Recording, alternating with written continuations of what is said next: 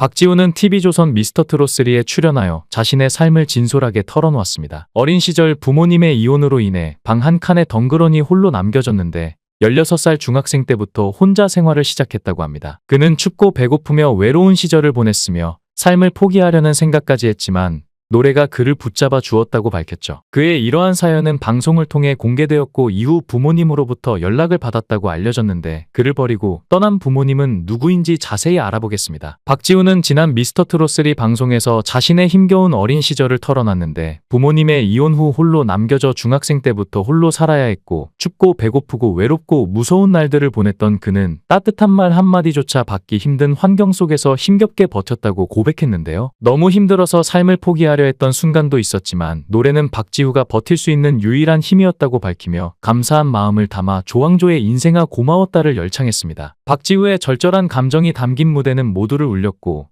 마스터들로부터 올하트를 받았는데 MC 김성주 역시 그의 이야기에 깊이 공감하며 너무 대견하다며 눈물을 보였고 관객들 또한 큰 감동을 받았죠. 미스터트롯3 무대에서 박지우가 들려준 과거는 많은 이들의 눈시울을 적시게 했는데 그 여파는 현재도 이어지고 있습니다. 박지우의 무대 영상은 유튜브에서 폭발적인 반응을 얻으며 조회수 50만을 넘어 100만을 향해 가고 있는데 박지우가 과거 MBN에서 방영된 오디션 프로그램 오빠시대에 출연했던 그의 모습도 다시 주목받고 있는데요. 박지우는 그때도 외로운 소년이었지만 그 외로움 속에서도 밝은 웃음을 잃지 않았던 그는 캔디 오빠라는 별명을 얻었는데요. 웃고는 있었지만 마음 한쪽에는 늘 쓸쓸함이 자리 잡고 있었다고 하는데 그는 중학교 시절 부모님이 자신을 남겨둔 채 떠나버렸고 그때부터 그는 혼자가 되었다는데 배고픈 날들이 많았고 친구 집을 전전하며 학교를 다녔다고 하죠. 박지우는 어릴 때 할머니 손에서 자랐다고 합니다. 할머니가 돌아가셨을 때도 못 갔고 산소도 어딘지도 모른다. 어머니랑 살다가 아버지랑 살다가를 반복하다가 어머니랑 살던 도중에 어머니가 갑자기 사라지셨다. 중학교 2학년 때부터 혼자 살기 시작했다라며 노래 하나로 버텨왔던 것 같다. 지금은 행복한 기억만 채우면서 살아가고 있다고 털어놓았는데요. 어린 나이에 혼자가 되어버린 그는 삶을 포기하고 싶은 순간도 많았다고 하는데 박지우를 붙잡아준 것은 다름 아닌 노래였죠. 당시 박지우는 김동완의 묻어버린 아픔을 열창했는데 그의 목소리는 한 사람의 지나온 모든 아픔과 상처를 담아냈고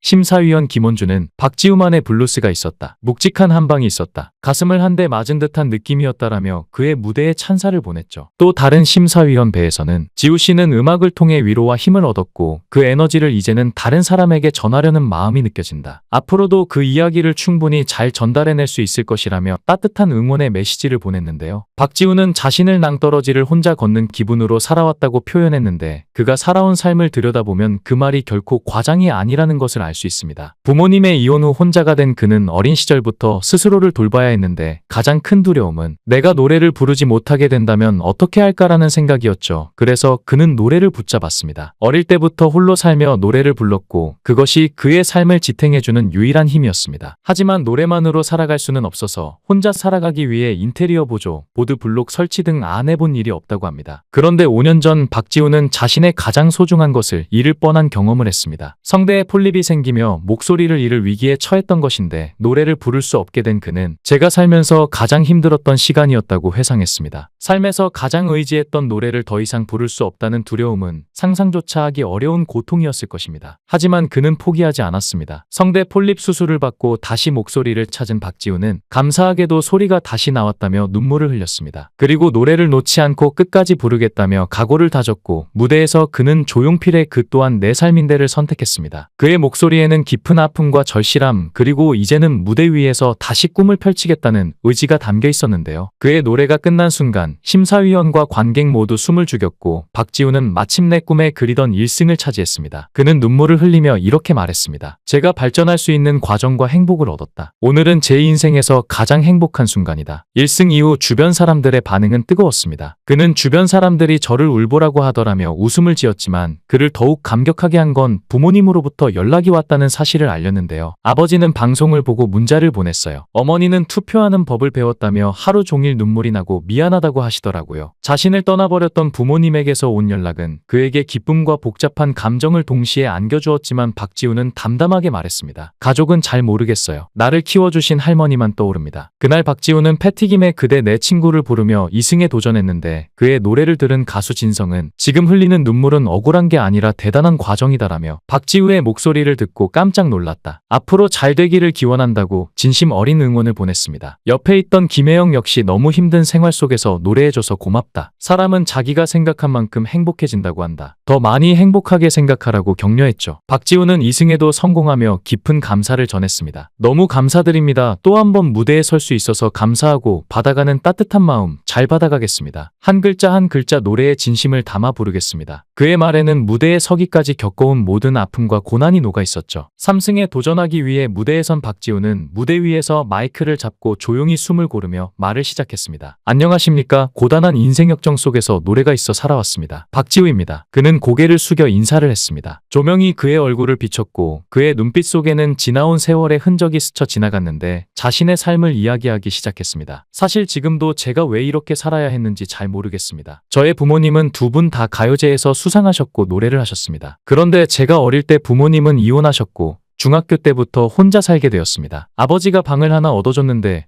말이 방이지 그것은 지옥 같았습니다. 박지훈은 떨리는 목소리로 담담하게 말을 이어나갔습니다. 찬 겨울에는 밖에서 자는 것 같았습니다. 보일러는 고장나서 들어오지 않았고 창문에는 전선이 지나가서 늘 열려 있었습니다. 저는 모든 옷을 꺼내 껴입고 덜덜 떨며 잤습니다. 하지만 추위보다 더 무서운 건 따로 있었습니다. 더 큰 문제는 학교 폭력이었습니다. 제가 혼자 사는 것을 안 불량한 선배들이 제 방을 자신들의 아지트로 삼았기 때문입니다. 그들은 방에서 술을 마시고 제가 그들을 막으려 하자 상습적으로 저를 폭행했습니다. 당시 세상에서 저를 보호해 줄 사람은 단 한 명도 없었습니다. 이렇게 말하며 박지훈은 고개를 들었는데 그의 눈에는 분노, 슬픔 그리고 그 모든 것을 뛰어넘은 단단한 결의가 엿보였습니다. 정말 하루하루가 너무 힘들었습니다. 살고 싶지 않다는 생각까지 했습니다. 그때는 잃을 게 없었기 때문에 아무것도 두려울 게 없었습니다. 하지만 제가 정말 두려웠던 순간은 따로 있었습니다. 그것은 이제 내가 노래를 부를 수 없으면 어떡하지? 라는 생각이 들었을 때였습니다. 저는 어릴 때부터 혼자 살면서 노래를 불렀습니다. 강원도 원통의 시골 다리 밑에서 밤새 노래를 부르고